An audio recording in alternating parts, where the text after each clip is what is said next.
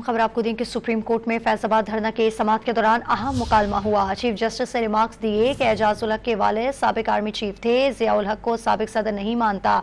अदालत में ऐसी गलत बयानी दोबारा नहीं करना। आपको अपडेट करें हैं कि सुप्रीम कोर्ट में फैसलाबाद धरना के समाअत के दौरान अहम मुकालमा हुआ। चीफ जस्टिस ने रिमार्क्स दिए कि एजाज उल हक के वालिद साबिक आर्मी चीफ थे, जिया उल हक को साबिक सदर नहीं मानता। अदालत में ऐसी गलत बयानी दोबारा नहीं करना है। इसमें मजीद क्या पेशरफ्त सामने आई है, जानते हैं डॉन न्यूज़ के नुमाइंदे इरफान सदुजई से। जी इरफान, आगाह कीजिएगा।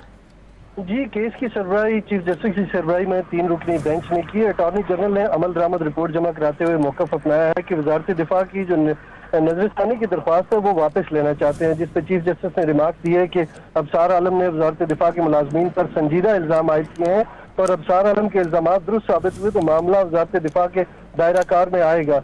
तो अटॉर्नी जनरल बोले वफाकी हुकूमत जो है वो फैसले पर अमल दरामद करना चाहती है।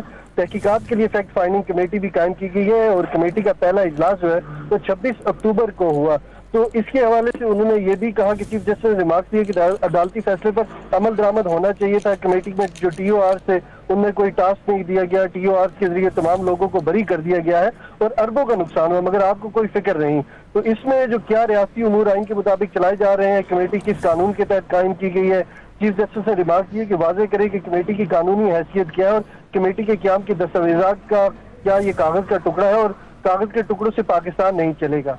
जी, तफसील बता रहे थे इरफान सदुजई, आपका बहुत शुक्रिया।